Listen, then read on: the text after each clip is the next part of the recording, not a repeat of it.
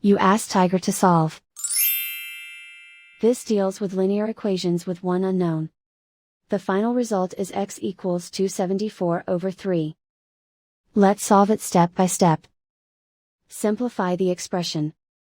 Expand the parentheses.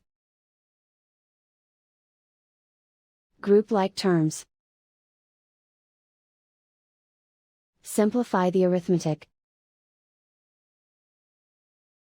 Swap sides.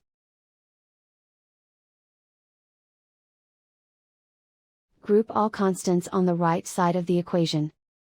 Subtract 3 from both sides. Simplify the arithmetic.